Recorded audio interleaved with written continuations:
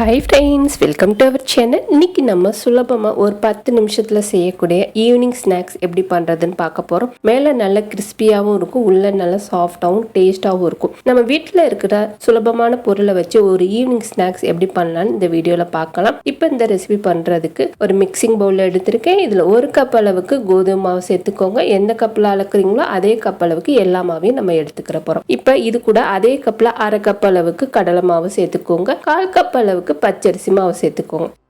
இப்போ இந்த 3 மாவையும் ஃபர்ஸ்ட் நம்ம மிக்ஸ் பண்ணிக்கலாம். கடலை மாவும் அரிசி மாவும் மேலே நல்லா மொறுமொறுப்பாக இருக்கும். நம்ம சேர்த்துருக்க கோதுமை மாவு வந்து உள்ள சாஃப்டாக இருக்கும். நல்லா சாஃப்டாகவும் டேஸ்ட்டாகவும் இருக்கும். கண்டிப்பாக ட்ரை பண்ணி பாருங்கள். இப்போ இது கூட பெரிய சைஸ் 2 பெரிய வெங்காயம் கட் பண்ணிட்டு சேர்த்துருக்கேன்.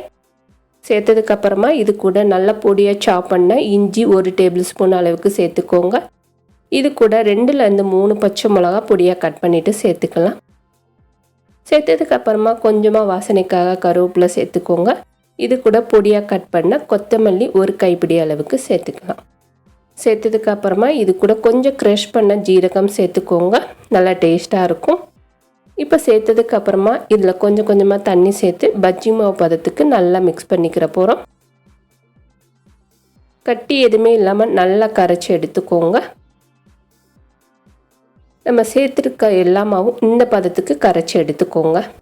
நம்ம தூக்கி ஊற்றினோன்னா இந்த மாதிரி கெட்டியான பதத்துக்கு இருக்கணும். இப்போ இது கூட இன்னும் சில பொருட்கள்லாம் சேர்த்துக்கலாம். நம்ம கடலை மாவு சேர்த்துருக்கனால கொஞ்சம் ஃப்ளேவருக்காக இது கூட பெருங்காயத்தூள் சேர்த்துக்கோங்க. நான் வந்து கட்டி பெருங்காயம் எடுத்திருக்கேன், அதனால கொஞ்சம் பெருசாக தெரியுது. இது கூட கொஞ்சம் முறுமுறுப்பு தன்மை வர்றதுக்காக ஆப்ப சோடா கொஞ்சம் சேர்த்துக்கோங்க. இது கூட தேவையான அளவுக்கு உப்பு சேர்த்துக்கலாம். சேர்த்துட்டு இதை நல்லா இன்னொரு தடவை கையை வச்சு மிக்ஸ் பண்ணிக்கோங்க. நீங்கள் எந்த அளவுக்கு மிக்ஸ் பண்ணுறீங்களோ அந்த அளவுக்கு நல்லா சாஃப்டாகவும் டேஸ்ட்டாகவும் இருக்கும். இப்போ நல்லா கலந்ததுக்கு அப்புறமா கடாயை ஹீட் பண்ணிவிட்டு நான் தேவையான அளவுக்கு கடலெண்ணெய் வந்து ஹீட் பண்ணியிருக்கேன். இதுக்கு வந்து கடலெண்ணெய் செய்யும்போது நல்ல ஒரு டேஸ்ட்டு கொடுக்கும். இந்த மாதிரி ஒரு குழிக்கரண்டி எடுத்துக்கோங்க, நம்மளுக்கு ஊற்றுறதுக்கு ஈஸியாக இருக்கும். நான் 2 விதமாக இதை போட்டு காட்டுறேன், கையிலையும் செஞ்சு காட்டுறேன். இந்த மாதிரி கரண்டியில் வச்சு பிகினர்ஸாக இருந்தீங்கன்னா இந்த மாதிரி கரண்டியில் வச்சு நீங்கள் செஞ்சுக்கலாம். இப்போ சூப்பராக 2 சைடும் கோல்டன் கலர் வந்துருச்சு. இதை எடுத்து தனியாக வச்சிடலாம். இதே இதுன்னு நீங்கள் கையில் வந்து சின்ன சின்ன போண்டா மாதிரி போட்டு எடுத்துக்கலாம்.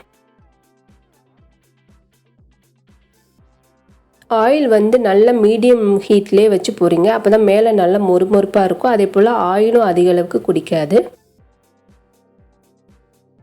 ஈவினிங் டயத்தில் இந்த மாதிரி செஞ்சு கொடுங்க. இந்த ரெசிபி உங்களுக்கு பிடிச்சிருந்துச்சுன்னா மறக்காமல் நம்மளோட சேனலுக்கு சப்ஸ்கிரைப் பண்ணுங்கள். தேங்க்யூ.